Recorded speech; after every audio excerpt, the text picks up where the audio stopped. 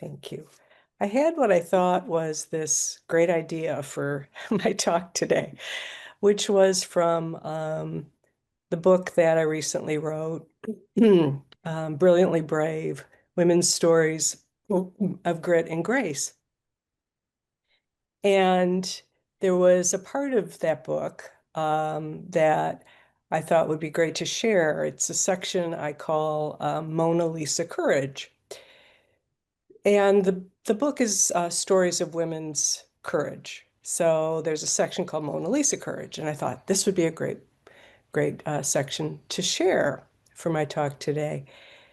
But then I thought, have I talked about Mona Lisa before to this group? But I couldn't quite remember. So I went on YouTube and looked at, the talks that we've given, and the only one I could find that I've given is about not remembering. So I thought that was pretty ironic. Um, so I called Jill, who is knows everything and is my rock. And I asked her, I said, have I talked about Mona Lisa before? And she said, let me get back to you. And she said, yeah, you have. So I'm calling this talk Not Mona Lisa, Soul Questions. Um, and Joe, throw up that screensaver again because he does such a great job with creative. Okay, so Not Mona Lisa, Soul Questions. Thank you. Um, okay, um, we can go back to the galaxy view. All right, so if you recall from my last talk on Mona Lisa, which why would you? I didn't. But there's a story I share in there about going to Loose Leaf Hollow and seeing Mona Lisa on the wall, on one of Joe's walls, and asking him, why Mona Lisa?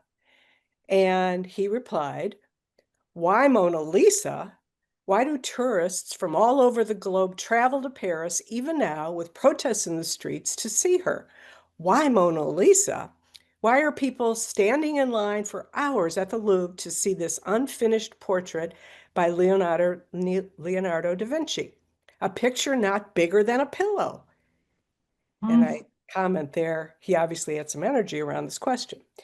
Joe continued, the only portraits of women painted during that time were of queens. Yet there she is, not tied to a role, at home in the world, home sweet home with herself. At home in the world. So the sole question that I have been dealing with in 2025 is, why am I not at home in the world now? And the easy answer, in a way, is what happened in January and our new moronic president and the politics of today. But this is really a deeper question about personal mission.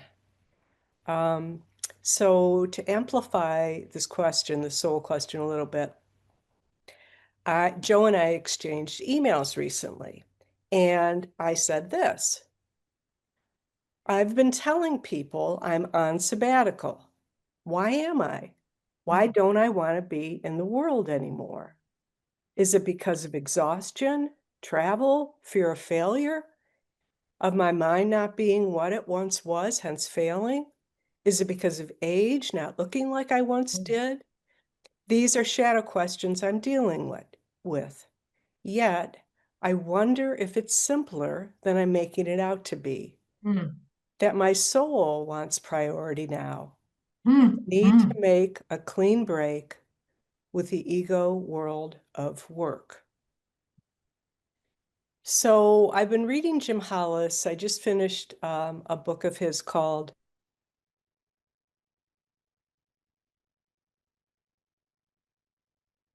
We can't hear you, Susan. Your sound went off. When did that happen? I hope not too long ago. Okay. You said Jim Hollis, and we're about to tell us the name of his book. Okay, thank you. Jim Hollis, and the name of his book is on this journey we call our life. And he poses questions in this book. And I really like the way he frames two questions. He says, in the first half of life, the question posed is, what does the world demand of me? In the second half of life, the question posed is, what does my soul ask of me? And I particularly liked how he framed that because demand is true, what the world demands of me. And it's a harsh word, and it's a harsh world. Second half, what does my soul ask of me? Ask, gentle word. And if I allow it, and this is what I'm wrestling with, I can move into a gentler place than I've been in. I know that what I don't want today are the roles I've played in the past. Corporate executive, thought leader, speaker. And I know I don't want that because I gave 6 talks last year in 2024 to groups I didn't know.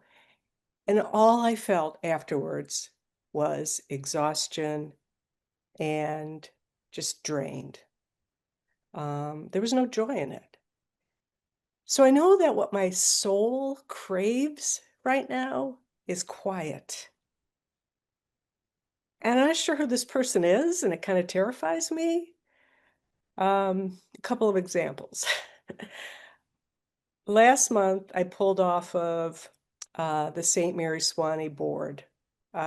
It's a retreat house in the mountains of Tennessee. Some of you may have gone on retreat there. And I've been on that board for many years. I pulled off. But in my head, you know, the battle was, they do such good work. They help so many people. Am I being selfish? And then I think about what's going on in the political sphere today. Why am I not out protesting? Why am I not demonstrating? Why am I not organizing a peace conference? Because I'm a 3 on the Enneagram, for God's sakes. Of course, that's what I should be doing. I mean, you don't want to live up here. So not being in the world is a hard landing place for me. There's guilt, there's anxiety. There are big questions of identity. I've gone back into Kathleen Dowling Singh's book on the grace of aging. And she asks, in one part of her book, she says, we need to stay on our toes with mindful questions, with meaningful questions. Who am I if I'm not a function? This is a big one for me. Who am I without my habits? Who am I with less going on in my life that might reflect back a sense of self? And I'd add their self-worth. So Wednesday of this week, I had the flu. And when I could finally liberate myself from the commode, I saw that it was a pretty day out. And we live on a lake here. I'm looking at it right now. It's so pretty. So I thought, okay, I'll go sit outside. And I was sitting and I started hearing the birds chirping. And then my head goes to, you need to go into the house and grab your phone and turn on and come back out and turn on your bird app and identify all the birds that you're listening to instead of just listening to the birds. And then I thought, I should go in and get a book and come back out and read this book out here. Anyway, I didn't do any of it, but it was a little snippet of this functional, productive person that just wears me out, truthfully. So it's a hard landing place for me also because of what others expect of me.